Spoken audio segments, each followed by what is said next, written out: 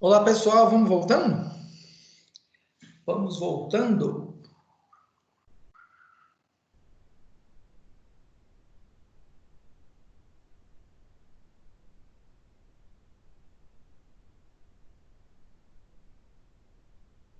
Ok, voltando. Voltando.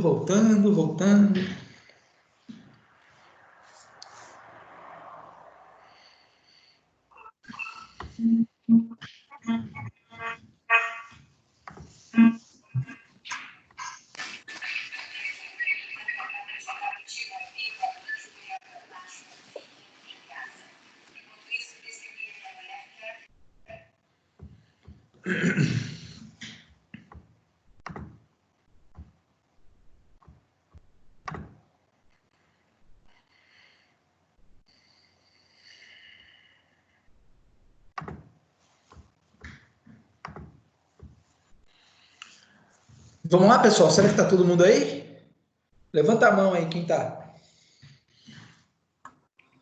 Aqui, professor. Maravilha. Então tá bom. Ok. Bom, então vamos lá. Deixa eu ver quantas páginas faltam aqui.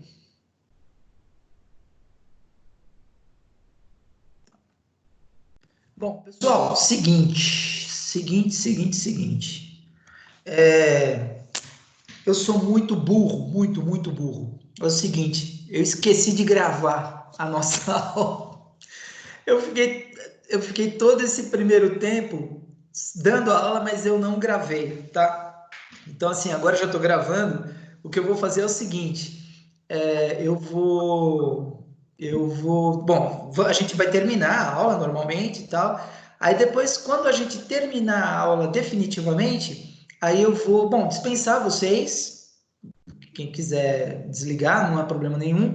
E aí eu vou recompor essa primeira parte que eu acabei não gravando, tá? Então, a minha punição pela burrice vai ter que ser fazer toda a primeira aula de novo para deixar num link só para vocês, beleza? Acontece, professor, isso não é burrice, não. Faz parte do processo. Adaptação, né? Muito obrigado pela sua compreensão. Imagina. Eu vou até escrever um papel aqui, gravar, burro. Vou colocar aqui gravar para não esquecer dos próximos. Deixar um papel dentro do computador, em cima do teclado para não esquecer. Bom, vamos lá então. Deixa eu ver. Então tá, a gente falou da. Deixa eu só dar uma olhadinha. Quanta coisa que eu vou ter que falar. Ah, até que não é muito. Um, dois. Ah, até que não foi muito. É que eu me estendi demais, né? Então, vai ser um pouquinho mais enxuto, nem foi tanto. Bom, então vamos dar continuação aqui. Vamos falar aqui sobre a primazia do julgamento de mérito. Bom, esse princípio da primazia do julgamento de mérito, na realidade, vai ficar mais claro para vocês com o aprofundamento das aulas de processo civil, etc. Porque é o seguinte, vocês vão saber quando vocês estiverem quando vocês estiverem no finalzinho da parte do processo de conhecimento, quando vocês estudarem sobre a sentença, vocês vão saber, vão estudar que tem dois tipos de sentença. Tem uma sentença que a gente chama de sentença terminativa, que é uma sentença que só põe o fim ao processo. Mas ela põe o fim ao processo, só que não julga o mérito da causa, né? Não julga o motivo pelo qual o processo foi demandado. Então, acontece quando uma das partes é parte ilegítima, quando não está representado por um advogado, quando falta algum elemento essencial do processo, quando o juiz determina que haja a juntada de procuração e não junta, aí ocorre a preclusão do direito e extinção do processo sem o julgamento do mérito, ou como dizem hoje, sem a resolução do mérito, né? E isso é a sentença terminativa. Extingue o processo por inépcia de inicial, por exemplo, né? Então, extingue o processo, mas a lide efetivamente ela não é julgada. E, no entanto, eu tenho a outra sentença, que é justamente a sentença de mérito, né? O que a gente chama de decisão definitiva ou sentença definitiva, a sentença de mérito. Essa já não. Aí o juiz pega, analisa a petição inicial, a contestação, analisa toda a documentação, toda a prova coletada, e aí ele julga, mas aí ele julga pondo fim ao processo e definindo, né, julgando o mérito da questão, resolvendo o mérito da questão. E é por isso que a gente tem o princípio da primazia do julgamento de mérito. Ou seja, toda lide, todo conflito colocado para o Poder Judiciário, toda lide tem uma única finalidade. E essa finalidade é justamente a sua efetiva solução, é resolver, solucionar o mérito que foi colocado pelo autor, né? Então, assim, o jurisdicionado, ele não pretende qualquer prestação jurisdicional, ele pretende só aquela prestação que efetivamente resolva o mérito que ele está colocando para o juiz, né? Então, a ideia é essa. Agora, o legislador processual estabelece a primazia do julgamento do mérito da demanda justamente por quê? Porque ele entende que o juiz deve, sempre que possível, sanar os vícios que são meramente formais para que o processo continue, para que o processo continue até o seu final, né? E para que efetivamente seja dada a prestação jurisdicional para as partes, solucionando essa demanda de forma definitiva, né? Por conta desse princípio processual da primazia do julgamento de mérito, é que, quando for possível, o juiz ele não vai extinguir o processo simplesmente sem resolver o mérito. Não, ele vai dar oportunidade para as partes, quando isso for possível, vai dar oportunidade para as partes, para elas aperfeiçoarem aquilo que elas têm que aperfeiçoar, ajustarem aquilo que elas têm que ajustar, a fim de se aperfeiçoar o próprio processo para que ele tenha condições de ir até o seu final com a sentença definitiva, com a sentença de mérito. Então, por exemplo, vou dar alguns exemplos para vocês.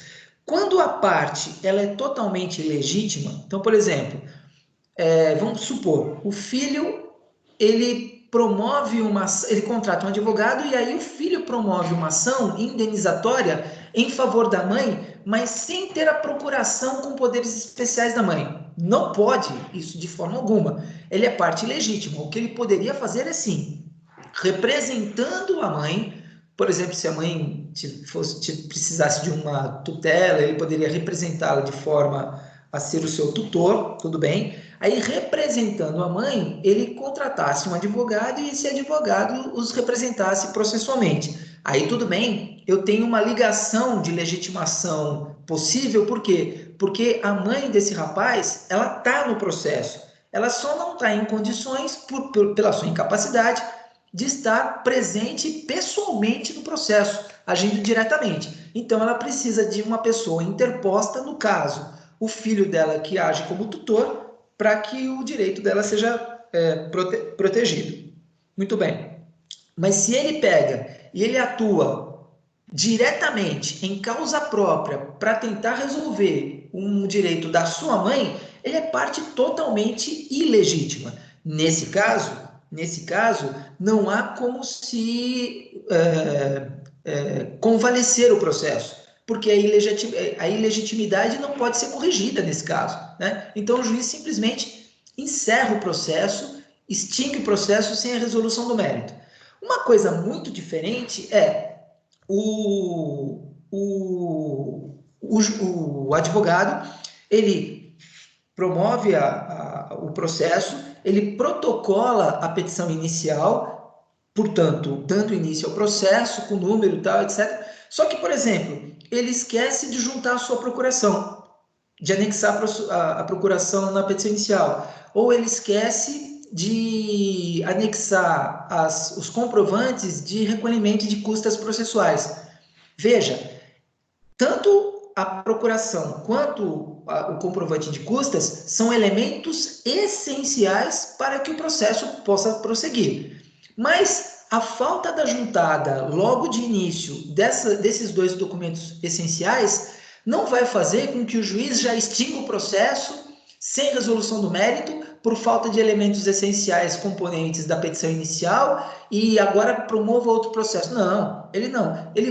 O juiz vai dar um prazo de 5 dias para que o autor providencie tanto a juntada da procuração do seu advogado quanto a juntada do comprovante do recolhimento de custas processuais. Então, veja, se não fosse o princípio da primazia do julgamento de mérito, o juiz ia simplesmente encerrar o processo, porque ou a petição inicial ela é distribuída de forma perfeita, com todos os seus acessórios, ou então ela é inepta e o processo vai ser encerrado. Se não fosse, mas como existe a primazia do julgamento, e nesse último caso, é evidente que é possível a correção, claro, a qualquer momento o advogado vai lá e junta a procuração. Não juntou exatamente no momento que deveria, que era juntar anexado à petição inicial. Mas uma vez que ele pega e cumpre a determinação judicial de em 5 dias promover a juntada, e ele junta, pronto, sanou o processo. O processo agora está saneado, ou então com a juntada do comprovante de recolhimento das custas processuais. Então, veja, todas as vezes que for possível o juiz corrigir essas falhas processuais, e é uma obrigação do juiz por 2 motivos. Primeiro, porque ele é o administrador do processo, né? Ele é o chefe, ele é o comandante desse processo. E segundo, que justamente por ele ser o comandante do processo e o administrador do processo, ele é a principal pessoa que deve observar os princípios processuais para o andamento perfeito do processo. E aí ele tem que ver tudo isso, porque imagine, se ele for encerrar um processo que tem um vício totalmente simples e sanável, se ele encerra o processo, ele obriga ao autor a promover um novo processo, uma nova petição inicial, juntar novas custas porque essas se perderam. Veja, isso contraria o devido processo legal, contraria o princípio da celeridade processual, da simplicidade dos atos processuais, ou seja, num simples ato de encerramento do processo sem resolução do mérito, o juiz contrariaria um monte de princípio. Obviamente que isso é impensável, isso não dá para ser. Então é por isso que existe o princípio da primazia do julgamento do mérito. Se for possível corrigir o processo quando as falhas forem assim sanáveis, então o juiz tem que pedir para corrigir o processo, dar um prazo para esse pessoal, para tanto o autor e o réu corrigirem o processo. Se for corrigido, segue. Aí sim, se realmente não for corrigido, e aí esses 2 exemplos que eu dei são essenciais para a tramitação do processo, uma vez, e aí de novo a gente entra no princípio da preclusão lá, uma vez precluso o direito de juntada da petição da procuração e das custas processuais, uma vez preclusos esses direitos, aí extingue o processo sem resolução do mérito, e aí o problema é do autor que não fez o que deveria fazer no tempo hábil. Tá bom? Então a ideia do princípio da primazia do julgamento de mérito é justamente essa. Tá? Próximo. Princípio do duplo grau de jurisdição. Bom, isso aqui é talvez um dos princípios mais famosos que existe, mesmo quem não é afeito a nossa matéria de direito, que não é estudante de direito, profissional de direito, sabe, mesmo que intuitivamente, que o princípio do duplo grau de jurisdição existe. E justamente sabe por quê? Porque ele sabe que qualquer pessoa leiga sabe que aquilo que o juiz decide é recorrível, né? Então, existem os recursos para o Tribunal de Justiça dos Estados, para o Superior Tribunal de Justiça, para o Supremo Tribunal Federal. Toda pessoa, todo cidadão intuitivamente, razoavelmente inteligente, naquela média, né, sabe que existe isso. E justamente, né, o princípio do duplo grau de jurisdição, ele não, bom, primeiro ele não se encontra disposto, né, expressamente em nenhuma regra processual, né, só que a gente conclui a sua existência graças ao sistema recursal que o ordenamento jurídico brasileiro possui, né. Então, assim, o princípio do duplo grau de jurisdição, ele deve ser, inclusive, analisado sobre 2 primas. Primeiro, a existência necessária de primeira e segunda instância para que se possa apreciar os recursos em relação às decisões preferidas por aquela. Aqui uma coisa interessante que é, primeiro, apelação, agravo de instrumento, recurso especial, recursos extraordinários, os embargos todos, eu tenho uma diversidade de recursos dentro do sistema recursal, tanto penal, como trabalhista, quanto processual civil, enfim, uma gama de recursos. Por quê? Porque cada recurso ele tem uma natureza, e cada recurso tem o objetivo de dar às partes o direito a um outro princípio que a gente estudou, que é da ampla defesa, né? Então, assim, eu não tenho no direito processual apenas o princípio do contraditório, eu tenho do contraditório e da ampla defesa. Essa ampla defesa, ela também é instruída pelo sistema recursal, que concede às partes um amplo leque de possibilidades de recurso. Claro, sempre observando a boa-fé objetiva, né, para não se cair na litigância de má-fé, mas o objetivo é justamente esse, dar às partes o maior leque possível de recursos disponíveis para que elas possam exercer, em querendo, o seu direito à ampla defesa. Não só a defesa, mas a ampla defesa, né? Então tem isso. Uma outra coisa, quando a gente fala duplo grau de jurisdição, a denominação duplo grau de jurisdição tem a ver com o fato de que quem sentencia é o juiz de primeira instância. Esse juiz de primeira instância, ele vai ter o conhecimento, primeiro que ele já tem o conhecimento técnico, porque passou num dos concursos mais difíceis que existe no Brasil, que é o concurso para magistratura. Então, ele tem muito conhecimento técnico e material de tudo aquilo que é necessário para que o processo caminhe até o momento da sentença. Então, ele vai analisar petição inicial, contestação, a réplica do autor, todos os peticionamentos interlocutórios do processo, os documentos juntados, a oitiva das testemunhas, as perícias. Então, ele tem um cabedal probatório procedimental enorme que é colocado à disposição dele para que no final do processo ele possa dar a sua sentença. Maravilha! Uma vez dada a sentença, essa sentença é o referencial. Então, a sentença do juiz é a decisão referencial para quê?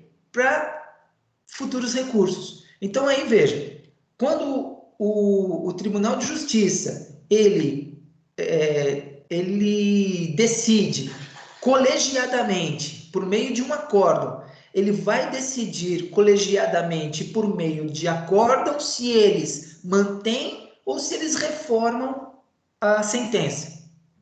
Se, depois dessa decisão, houver ainda mais um recurso para o Superior Tribunal de Justiça, os ministros do Superior Tribunal de Justiça lá de Brasília, eles vão rever a sentença, vão rever o acórdão do Tribunal de Justiça para decidirem se eles mantêm ou reformam a sentença. Então, reparem que a sentença do juiz de primeiro grau, ela é sempre a decisão referencial.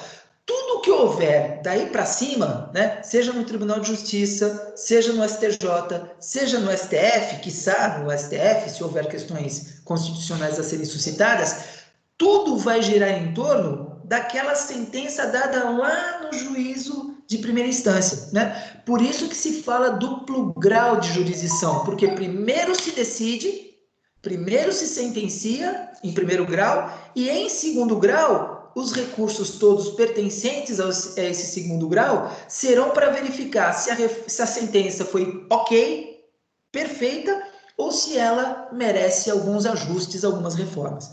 Por isso que dizem assim, professor, eu já ouvi alunos dizendo o seguinte, não, mas não devia ser terceiro e quarto grau de jurisdição? Então, assim, tem o primeiro que é a do juiz, monocrático, lá, em primeira instância. Segundo é o Tribunal de Justiça. Terceiro, Brasília STJ. Quarto, Brasília STF. Não é assim que se conta. Não é assim. O duplo grau de jurisdição é que primeiro se sentencia e, tendo essa sentença como decisão referencial, todos os outros recursos são no sentido de se buscar a manutenção ou a reforma dessa sentença. Aí, basicamente, é isso. Beleza? Muito bem.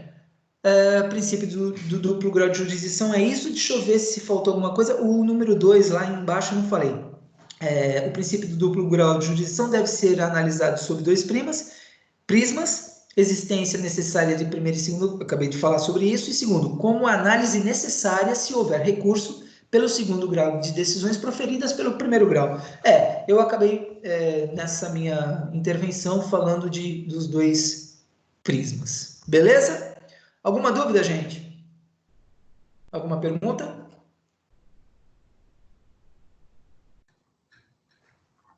Tranquilo, professor.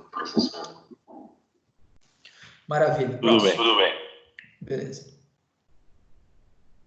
Princípio do juiz natural. Princípio do juiz natural, também conhecido como princípio da vedação dos tribunais de exceção. Reparem que é um princípio, novamente, constitucional, artigo 5º da Constituição Federal, os dois princípios previstos lá no inciso 37 e 53, todos do artigo 5º da Constituição Federal, que faz menção aos princípios e direitos fundamentais de todas as pessoas, tá?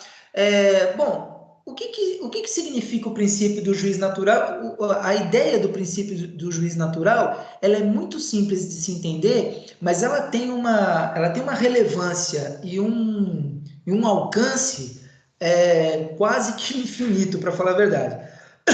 A gente vai tentar deixar em bases mais factíveis, mais palpáveis para a gente. Bom, o que é o juiz natural?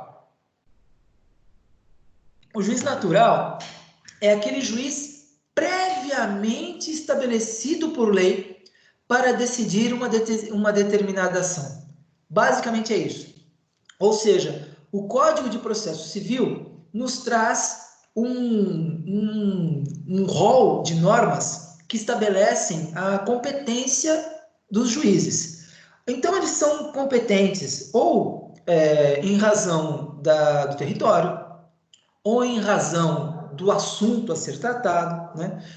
Ou em razão do procedimento, porque pode ser um procedimento de juizado especial cível, pode ser um procedimento de processo comum, ou juiz comum, que a gente chama.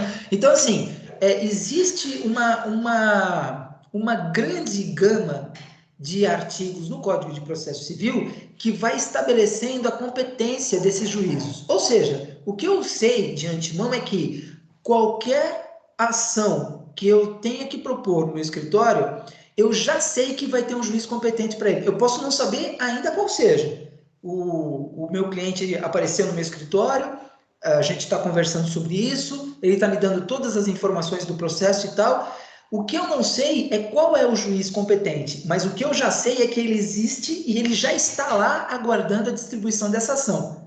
Não sei em que comarca, não sei em que estado, não sei se vai ser um juiz do JEC ou da Justiça Comum, eu não sei, mas eu já sei que ele está lá. Esse é o princípio do juiz natural. A ideia de juiz natural é que ele já está previamente determinado para as mais inúmeras e mais diversas ações que possam ser promovidas dentro do sistema judicial brasileiro. O juiz já está lá, eu só preciso saber como que eu faço para encontrá-lo para poder distribuir a ação. E a ideia que existe sobre o juiz natural correlata ao que a gente chama de princípio da vedação dos tribunais de exceção, né? Também previsto lá no artigo 50, no inciso 53 do artigo 5º, que é o seguinte: é vedado qualquer formatação de um juízo, qualquer criação de um tribunal ou de uma justiça, para que é vedada a criação a posteriori, né? Uma criação posterior de um juízo, de um tribunal ou de um grupo, de um colegiado de juízes para julgar uma causa criada antes disso, antes da sua criação. Ou seja, o juiz natural é aquele que vem antes do processo. É totalmente vedado pela lei constitucional a criação de um tribunal, a criação de um juízo para julgar um processo específico, totalmente ilegal.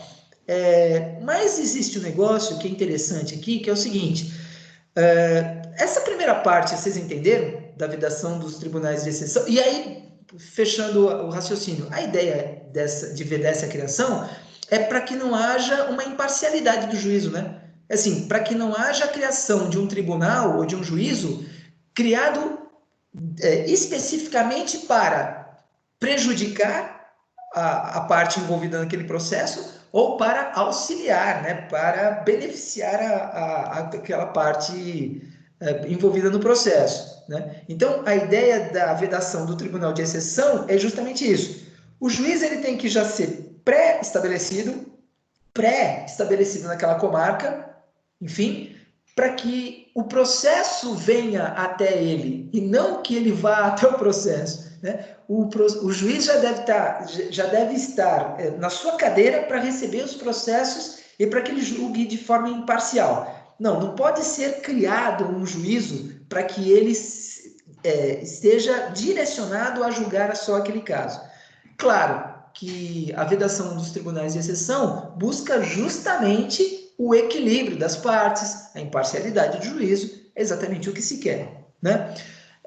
E, aliás, e aí sim entra aquela observação que eu queria deixar, é que o curioso é que esse princípio do juiz natural e o princípio da vedação dos tribunais de exceção, ele passa a ter uma maior importância, mas muito, muito, muito maior importância, a partir de um tribunal de exceção que foi criado e que, historicamente, todo o mundo, toda a comunidade ocidental defendeu, que foi o Tribunal de Nuremberg. É curioso, né? Ou seja, todo mundo que conhece a história e conhece as atrocidades do nazismo e do Hitler e de Göring e daquele pessoal todo, todo mundo sabe que foi importantíssima a criação do Tribunal de Nuremberg. Por quê? Porque só um tribunal supranacional para poder julgar os crimes de guerra praticados pelo Terceiro Reich na época da Segunda Guerra Mundial. Por quê? Porque o Terceiro Reich, que praticou todas aquelas atrocidades contra a comunidade judaica e tal, na realidade eles estavam agindo conforme a lei, né?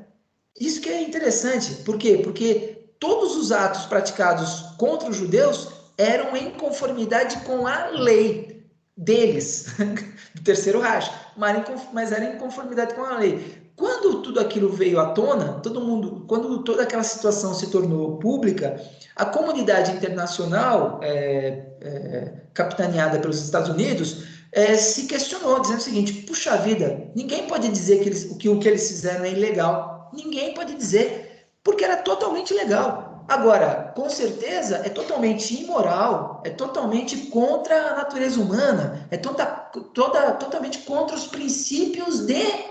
E aí eles perguntavam, mas espera aí, princípios do quê? Porque não existia a Declaração dos Direitos Humanos, dos direitos universais. É a partir daquele momento e daquele checkmate que o Terceiro Reich deu para a comunidade internacional, foi a partir daquele momento que eles perceberam o seguinte: caramba, a gente comeu bola. Porque nunca tivemos isso na nossa frente e agora a gente está percebendo que realmente, às vezes, aquilo que é legal, ele é totalmente imoral e totalmente contra os princípios básicos da dignidade humana, que, aliás, é uma expressão que, à época, não se cogitava. Essa ideia de princípio macro da dignidade humana, ela passa a ter algum sentido a partir daquela sinuca que o Hitler deu na comunidade internacional. E eu digo sinuca por quê? Checkmate por quê? Porque ninguém poderia dizer que ele estava agindo ilegalmente. Ninguém poderia dizer que aquelas pessoas todas estavam agindo ilegalmente. Contra aquela situação totalmente extraordinária, foi criado um tribunal de exceção. Um tribunal de exceção criado para julgar especificamente os crimes de guerra cometidos naquela ocasião da Segunda Guerra Mundial. Tribunal de exceção. Ou seja, esse é um exemplo de um tribunal de exceção bom, entre aspas, né? Quer dizer, o pessoal verificou que era necessário ter para que eles pudessem ser julgados, mas na época não tinha nenhum respaldo legal. Houve toda uma criação de um tribunal de exceção com juízes totalmente parciais. Veja, eu não estou julgando o mérito da questão, não estou dizendo se. Não, mas todos aqueles juízes eram parciais, por quê? Porque todos estavam totalmente contra aquilo que foi cometido contra os judeus. Então, não havia imparcialidade alguma no tribunal de Nuremberg em que pese, vamos dizer, tenha sido positivo. Tenha sido positivo, porque acabaram condenando pessoas que, ao meu ver, talvez ao ver de muita gente, tinham que ser condenadas mesmo, tá? Mas é um grande nó jurídico na comunidade internacional e no direito moderno, isso não tenha dúvida, tá? Existe um filme muito, muito interessante, eu não vou me lembrar o nome dele, mas é um filme totalmente voltado à questão do Tribunal de Nuremberg. Vocês encontram ele inteiro no YouTube. Vale muito a pena assistir, porque é um grande filme. É um filme grande nos dois sentidos, de grande qualidade e de grande extensão também, porque eu acho que tem quase 3 horas, 2 horas e meia de duração, um negócio bem legal. Mas é um filme muito bom, vale a pena para quem se interessa pela história política moderna do mundo, tá? Que mais? Vamos ler aqui para ver se tem alguma coisa mais interessante para a gente comentar. Não pode haver juízo ou tribunal de exceção e ninguém pode ser processado nem sentenciado senão pela autoridade competente. Isso a gente já falou. Determinada pessoa só poderá ser julgada por órgão estabelecido previamente em lei, sendo proibida, portanto, a criação de tribunal de exceção, consubstanciado em órgão julgador formado única e exclusivamente para o julgamento de determinada causa. Pretende-se, assim, evitar perseguições políticas ou ideológicas. De certa forma, foi o que aconteceu com o Tribunal de Nuremberg, embora naquela ocasião absolutamente justificável, né? É bom que se frise, e que determinada causa seja julgada por pessoas eleitas posteriormente para tal finalidade, o que contribuiria manifestamente com a quebra da necessária imparcialidade do juízo, tá? Então, esse é o princípio do juiz natural. Deixa eu ver se tem mais alguma coisa. Não. Então, encerramos por aqui. Pessoal, alguma pergunta?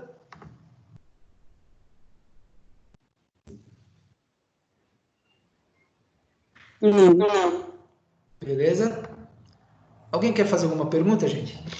Oi, professor. Oi, diga. Não é sobre a matéria, é sobre as avaliações que começam a partir da próxima semana, irá ficar como? Então, quem está perguntando é? Velho. Ô, Wellington, deixa eu te falar. Hoje, às 16 horas, nós vamos ter uma reunião com o professor Luiz. Então, assim, as provas, o que a gente sabe de antemão é que as provas serão online, mas eu não sei exatamente os detalhes, eu vou ficar sabendo hoje à tarde junto com ele, tá? Ok. Como essas provas serão aplicadas. E que mais? Eu deixei um trabalho para vocês, né? Ah, não, os trabalhos já foram corrigidos. É na outra faculdade que eles vão me entregar. Tá certo. É na outra faculdade que eles vão me entregar junto com a prova. Com vocês já as avaliações já foram corrigidas e as notas já foram lançadas, tá? Então, Professor, oi, pois não. o Diga, trabalho, Marta. desculpa interromper, o trabalho que o senhor se refere que nós entregamos é o do questionário? É o do questionário e que inicialmente valeria 200 pontos, mas por conta de toda essa situação passou a valer 1.000 pontos. O questionário. Isso, questionário, Ah, exatamente. tá jóia, entreguei. Muito obrigada. Tá, de nada. E aí vocês, acho que vocês já têm acesso a essas notas pelo AVA, tá? Porque eu já disponibilizei e já publiquei.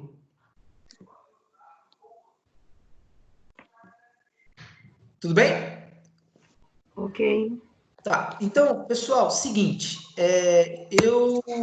a gente vai encerrar por aqui, tá? A questão das provas, então eu vou me inteirar hoje na reunião que a gente vai ter junto com o professor Luiz para ver como que a gente vai agir. Todas as informações eu vou passar pelo e-mail do AVA, tá? Que eu acho que todos vocês têm acesso.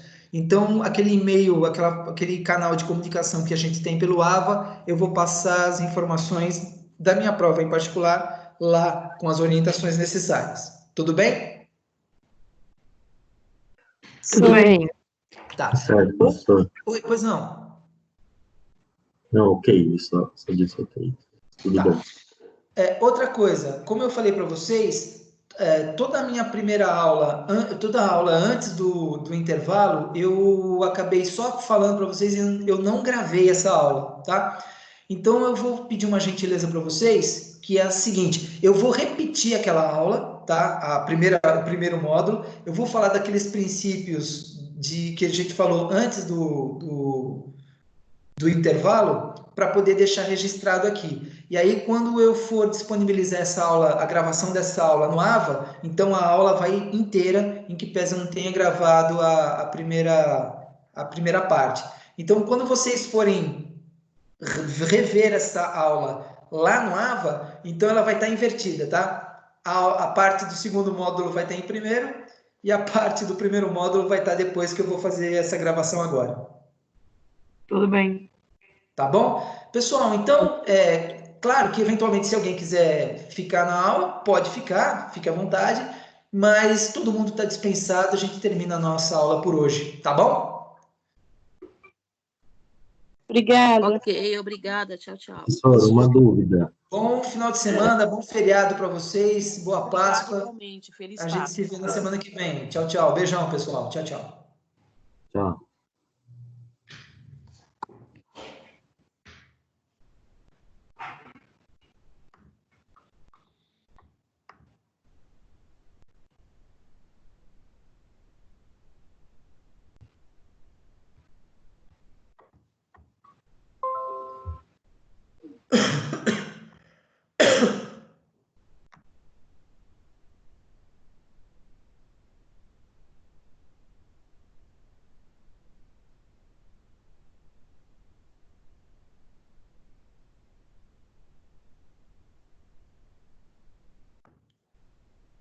Bom, pessoal, então eu vou, como eu acabei de falar para vocês, eu vou retornar então com os princípios que nós falamos na primeira parte da nossa aula de hoje, do dia 9 de abril, porque eu acabei não gravando a primeira parte. Eu dei a aula, iniciamos às 8 horas, mas eu acabei não gravando, por uma falha eu acabei não gravando, falha minha, culpa minha, eu acabei não gravando. Então eu vou rememorar, a gente vai falar de novo sobre esses princípios. O primeiro princípio da nossa seção 4 da unidade 2 é o princípio da publicidade. Então, nós comentamos que, assim, todos os julgamentos dos órgãos do Poder Judiciário, eles são públicos sob pena de nulidade, tanto porque o artigo 93(9) da Constituição Federal estabelece isso, né? Tanto porque o CPC, lá no artigo 11, estabelece isso, e vai ser ainda confirmado pelo artigo 368 do CPC, que diz que a audiência será pública. E, obviamente, quando o CPC, no artigo 368, faz referência à audiência, é obviamente que a audiência de instrução e julgamento e as demais audiências previstas no processo, né? E esse princípio da publicidade, ele é muito importante porque, na realidade, ele é relevante, ele aparece para nós por 3 motivos. Primeiro, porque o Poder Judiciário, ao qual o processo é vinculado, ele é um órgão público, né? Segundo, por quê? Porque o Código de Processo Civil, ele é uma legislação pública, né, que regula os atos processuais, o processo, os procedimentos, portanto, tem natureza pública também. Então, não tem como negar, o processo tem natureza pública. E principalmente, talvez, aí sim, a questão da publicidade, porque é o seguinte, o processo, ele é dinâmico, né? Então, quando o Código de Processo Civil, ele foi criado em 2015, ele foi promulgado em 2015, e, portanto, nem faz tanto tempo assim, portanto, quase 5 anos, se é que já não fez 5 anos não é nada, perto da durabilidade de uma estrutura codificada, como é um Código Civil, um Código Penal, um Código Processual Civil. O tempo de longevidade desses códigos são muito longos, então 5 anos é praticamente nada.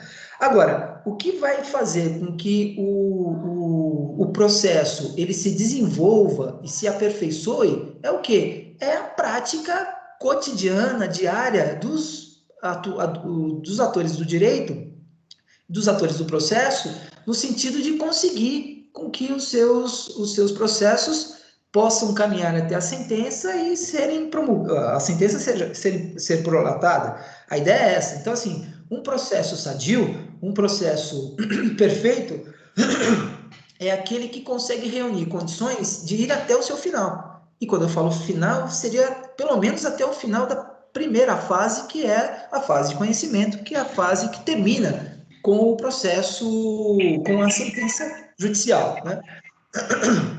Então, a ideia da publicidade é essa. O que vai acontecer? Os atos processuais, eles são públicos. Por quê? Porque é bastante conveniente para o próprio sistema processual que as pessoas que atuem no processo tomem conhecimento do que as outras pessoas em processos alheios fazem, no sentido de que nós, operadores do direito, possamos crescer, possamos nos tornar mais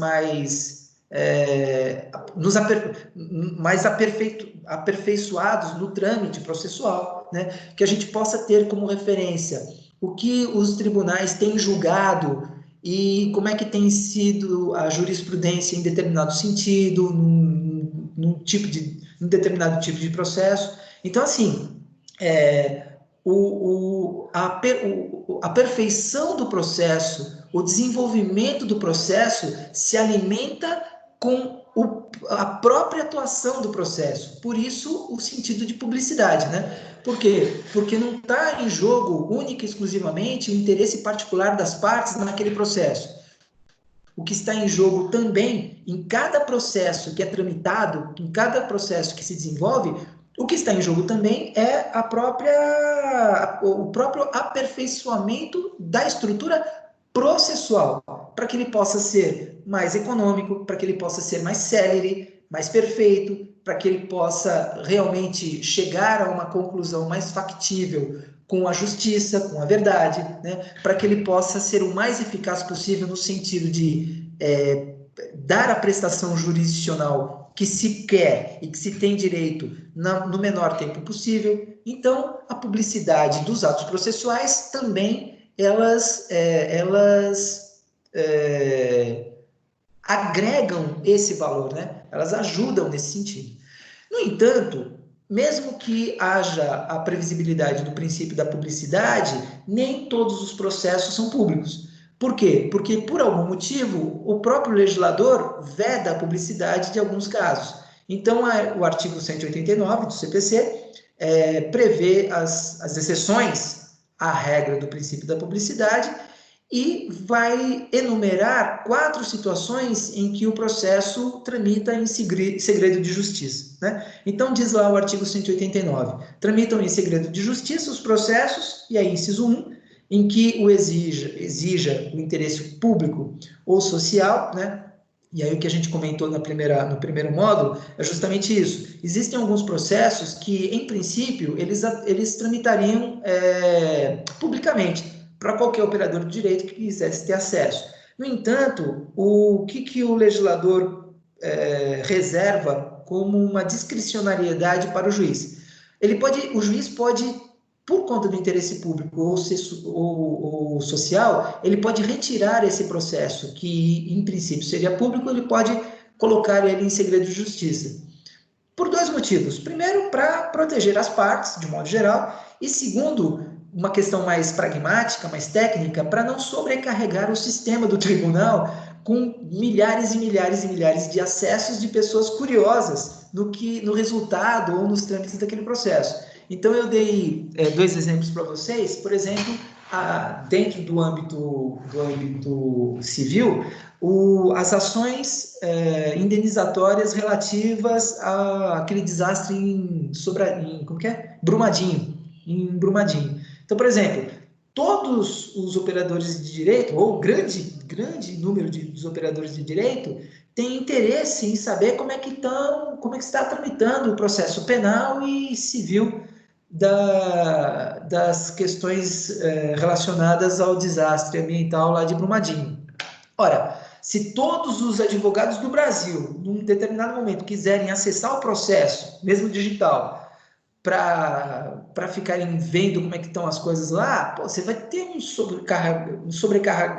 sobrecarregamento do sistema do Poder Judiciário que é capaz de fazer com que ninguém mais possa atuar, que ninguém consiga mais trabalhar. O juiz vai lá e pega e tira o processo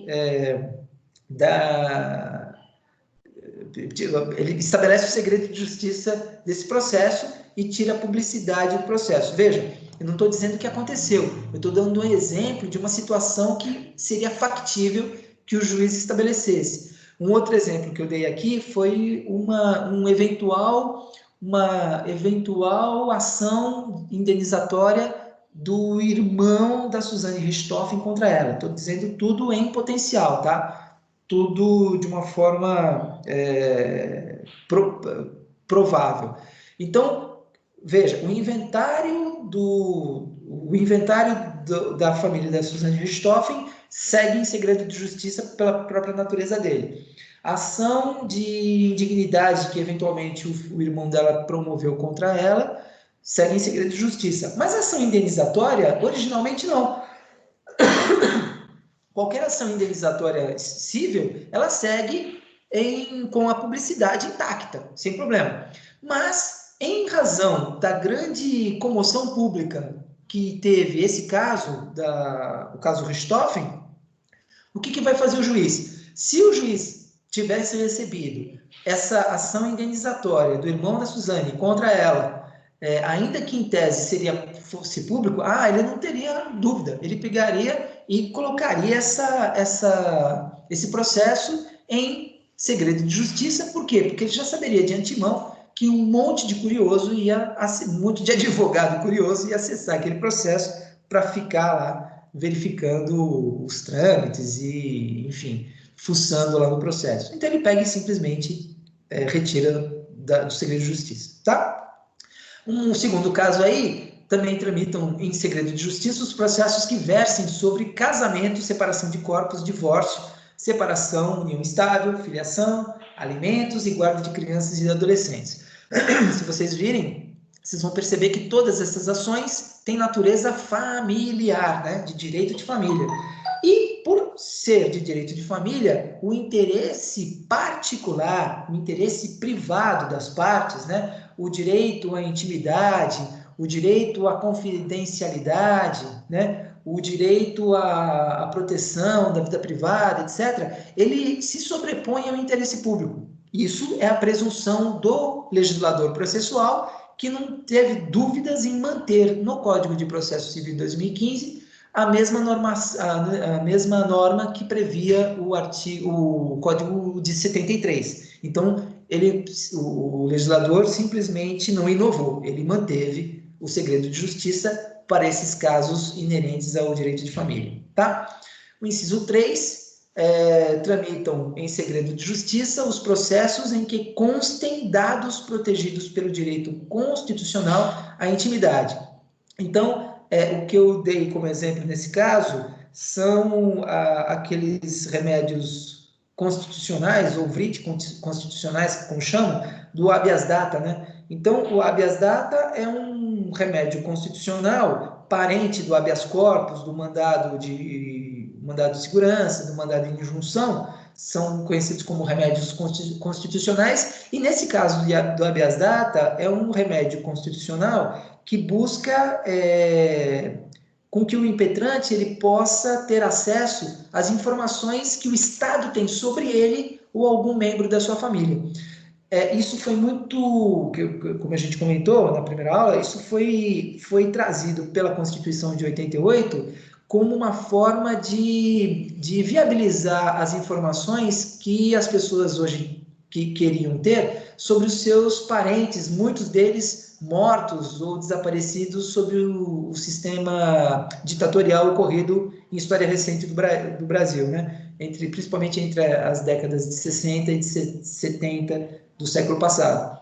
Então, claro que essas ações, elas seguem em segredo de justiça, por quê? Porque apenas o impetrante e, obviamente, a família dele, os familiares dele, que tem interesse nessas informações. Essas informações são sigilosas e, então, o inciso 3, atendendo aos ditames da Constituição Federal, vai trazer, vai proteger a confidencialidade e a intimidade das pessoas envolvidas nesse remédio constitucional do habeas data.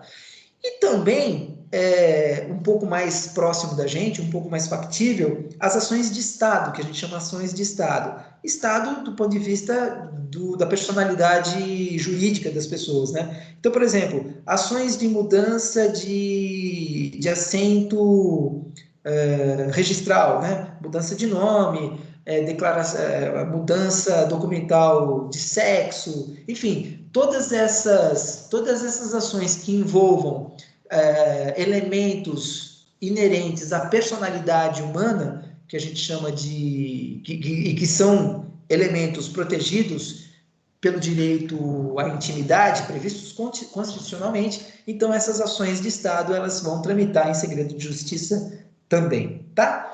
E finalmente, o inciso 4, vão tramitar em segredo de justiça aqueles processos que versem sobre arbitragem, né?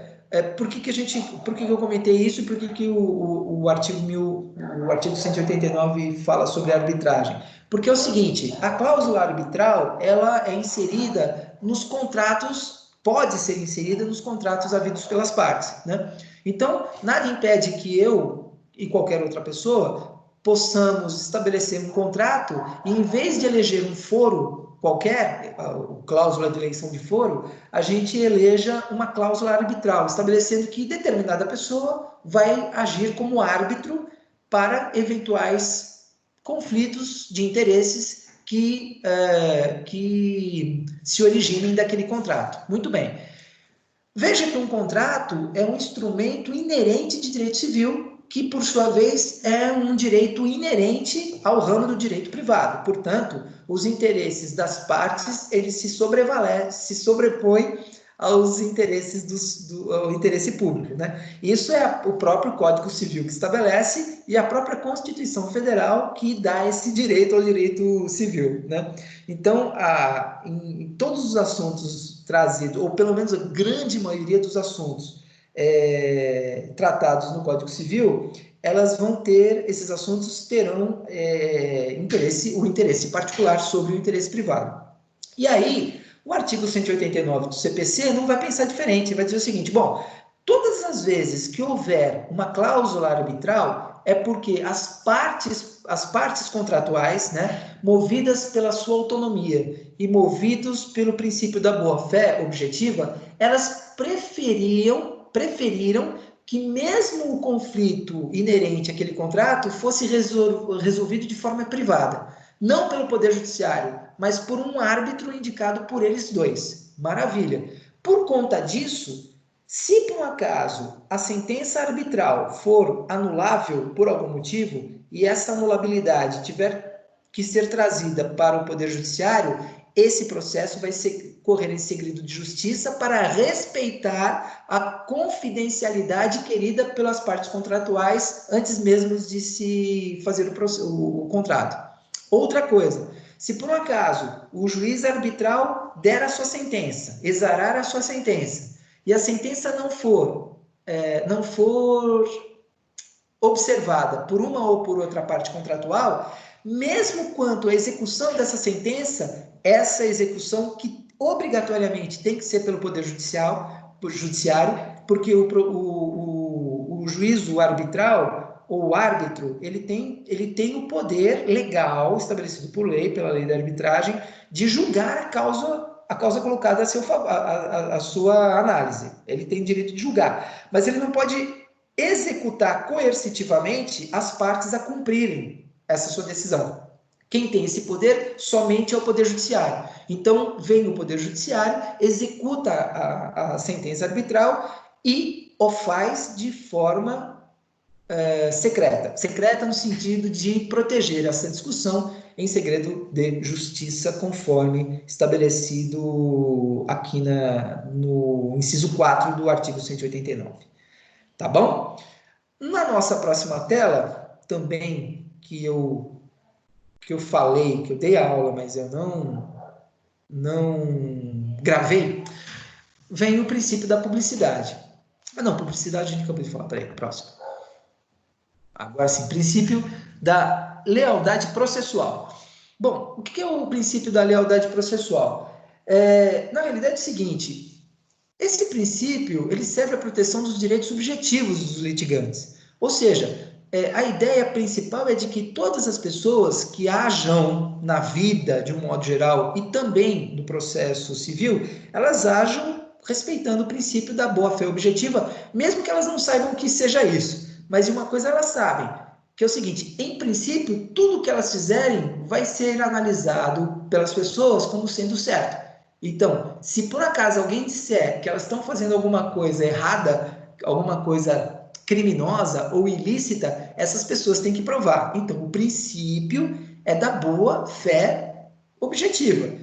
E esse princípio da boa-fé objetiva vai se refletir no processo sob a denominação de princípio da boa-fé processual ou princípio da lealdade processual. O que se espera aqui é que as partes atuem, assim como o juiz, com lealdade, né? Que se uma tiver direito de pedir contra a outra e a outra tiver o dever de atender a esse pedido, que elas possam se defender, mas dentro da moralidade, dentro da legalidade, dentro da lealdade processual.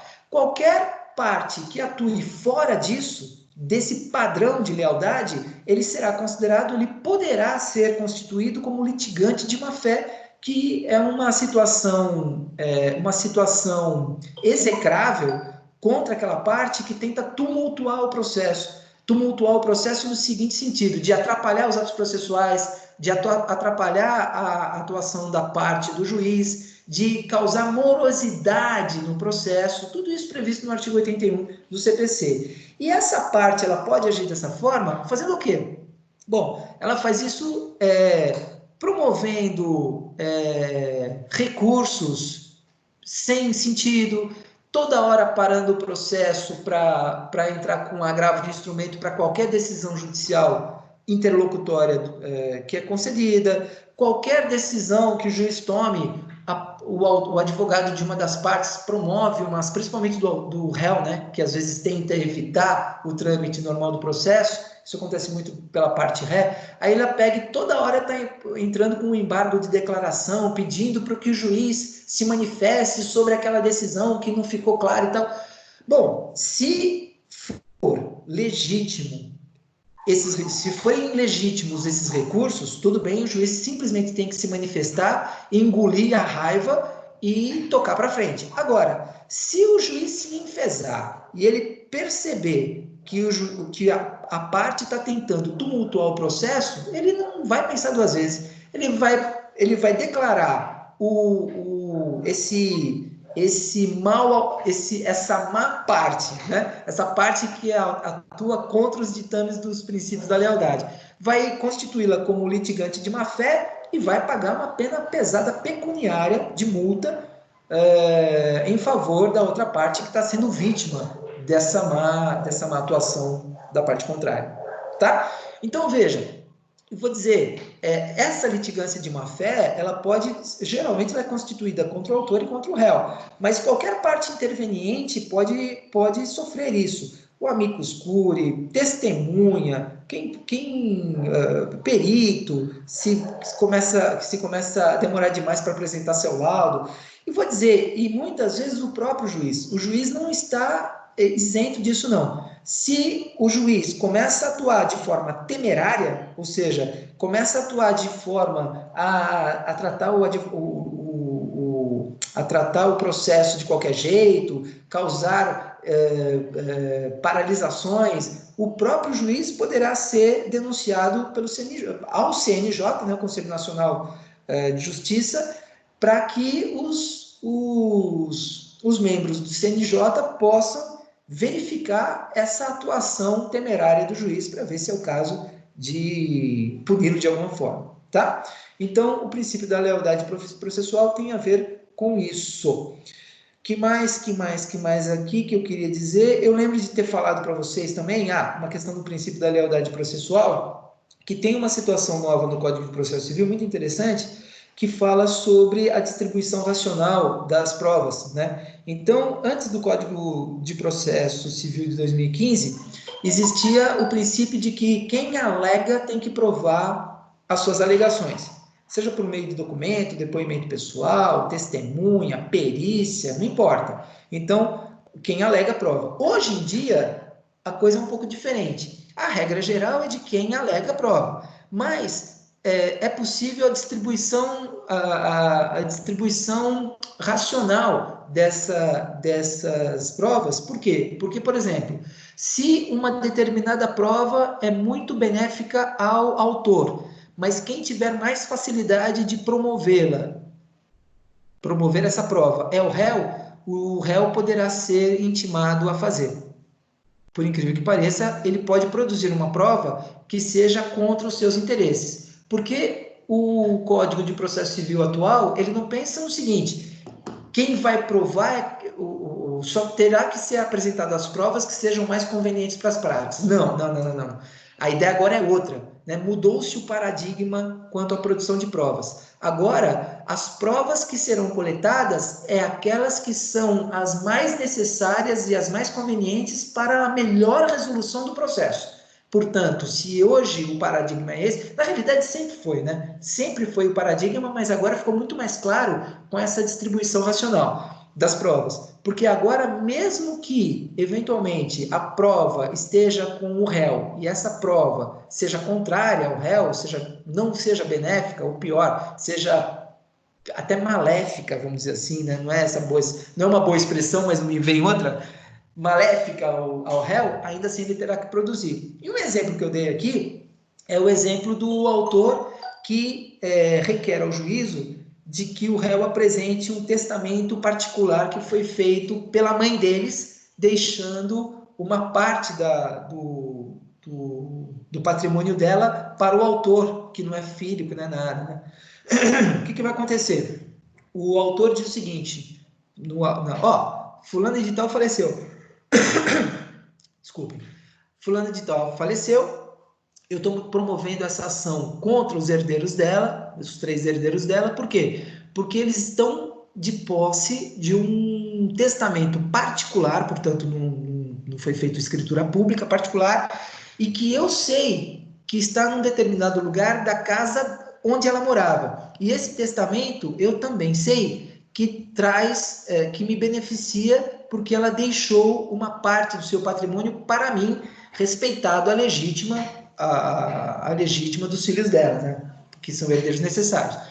Uma vez que o juiz tome conhecimento dessa ação, que seria uma obrigação de fazer, e a obrigação de fazer é justamente fazer com que os réus apresentem esse documento, uma vez que o juiz mande eles fazerem, tome conhecimento dessa ação, ele vai citar os réus para que eles contestem, para que eles se manifestem, mas muito provavelmente, dependendo do pedido que foi feito do autor, o juiz vai determinar que ou os réus apresentem esse documento, ou se eles não apresentarem, ele vai direcionar um oficial de justiça, acompanhado pelo autor e acompanhado por força policial, para que eles façam a busca e a apreensão desse documento na casa da falecida.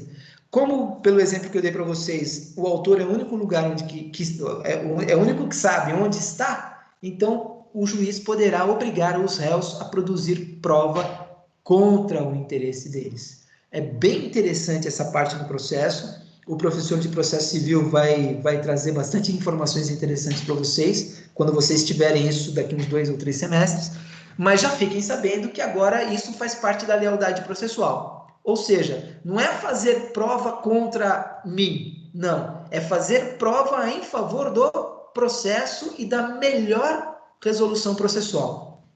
No Brasil, isso é bem interessante, né? É quase que inimaginável. Caramba, professor, mas você está dizendo que o réu pode ser obrigado pelo juiz a fazer uma prova contra ele, apresentar uma prova contra ele? Não estou dizendo isso, não. Eu estou dizendo que o juiz pode obrigar ao réu a apresentar uma prova que seja favorável à conclusão justa do processo. É claro que não é isso que o réu vai pensar, né? Mas é isso que o processo pensa. É isso que o Código de Processo Civil pensa e é assim que a gente vai ficar. Tá bom? Vamos lá, próxima tela. Princípio da... Deixa eu ver... essa aqui foi a última parte que a gente falou que não tinha gravado. Então, só essas 2 partes aqui. Bom, então, os outros 2 princípios que ficou faltando eu gravar é o princípio da tempestividade da prestação jurisdicional, né? Então, nesse caso, o que acontece? A prestação jurisdicional, ela tem que ser tempestiva, né? Ou seja, ela deve se dar a tempo de a lesão ser evitada. Ou, se o prejuízo já tiver ocorrido, ela deverá ressarcir em tempo razoável, né, o jurisdicionado prejudicado. A ideia é justamente essa. A tempestividade da prestação jurisdicional tem como principal objetivo o quê? A prestação jurisdicional ela deve ser concedida, ela deve ser apresentada em tempo da parte suscitante não ser prejudicada. Basicamente é isso, né? Então, assim, o processo tem que ser o mais célere possível e aquela grande equação. Maior celeridade e maior qualidade. O que não é uma equação muito fácil de se fechar, mas é esse o objetivo do processo e é isso que ele quer. Então, uma das formas de se conseguir, no menor tempo possível, a melhor prestação possível, é fazer o que o Código de Processo Civil já faz, que é apresentar toda uma parte dele, substancial, denominada tutela provisória. O que significa dizer é que, se por um acaso o autor precisar, no início do processo, já aquilo que ele só teria na sentença, 1 ano, 2 anos depois, ele requer uma tutela de urgência antecipada, né?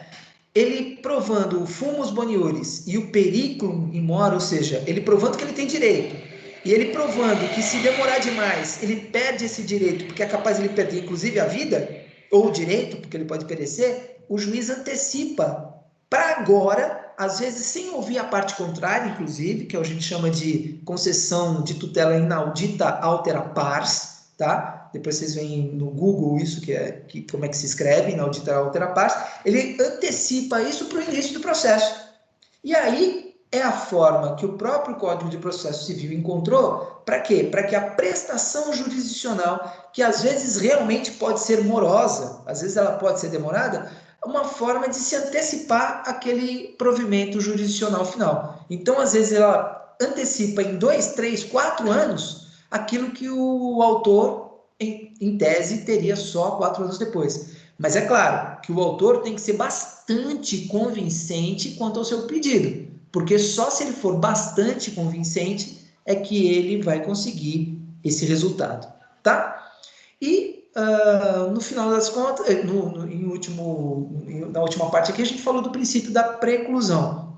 O que é preclusão? Preclusão é a perda do direito de que a parte pratique um determinado ato processual, né? E por que esse princípio da preclusão existe e por que ele é tão ligado, né? Ele é intimamente ligado com o princípio da tempestividade da prestação jurisdicional. É porque graças à preclusão, graças ao fenômeno processual da preclusão, é que os atos têm um prazo específico para ser praticado. Se a parte intimada para praticar esse ato não o pratica, perdeu o direito. Então, é o exemplo que eu dei aqui, né? O autor entra com a petição inicial, o réu ele é citado para responder em 15 dias, e aí, uma vez que ele recebe essa citação, ele tem 15 dias para responder. Maravilha. Se ele não responde em 15 dias, ou se ele contesta depois desse prazo, o que aconteceu? Perdeu o prazo, perdeu o tempo.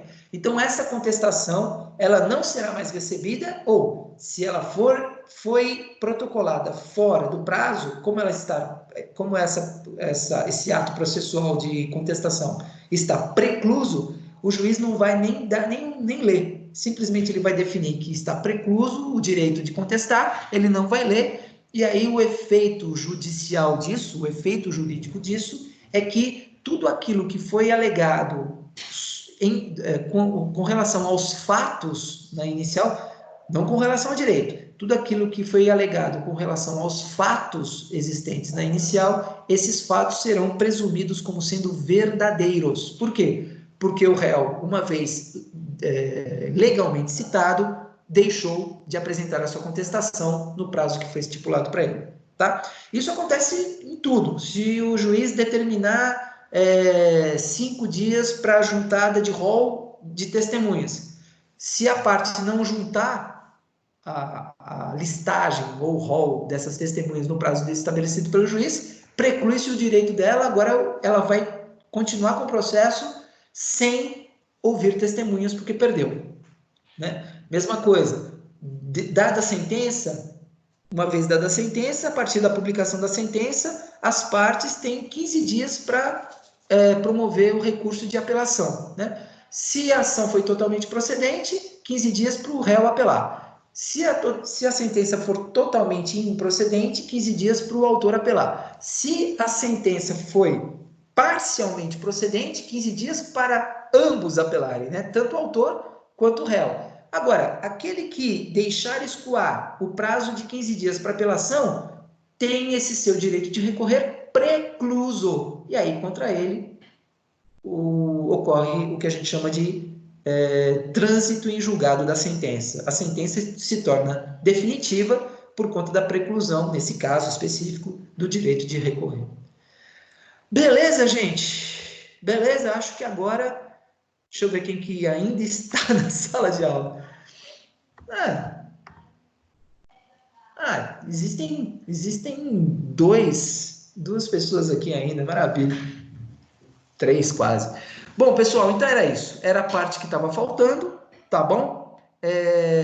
Para vocês. E agora a nossa aula está completa. A única coisa é que ela está invertida, tá? O que a gente falou no segundo módulo, depois do intervalo, passou para primeiro, E agora, o que nós tínhamos falado no primeiro módulo, dessa unidade 2, sessão 4, agora passou para segundo, mas a aula está completinha aí para vocês. Beleza, gente? Mais uma vez, muito obrigado para vocês todos. A gente se vê. Bom feriado, tá? E um abraço para todo mundo aí. A gente se vê. Tchau, tchau.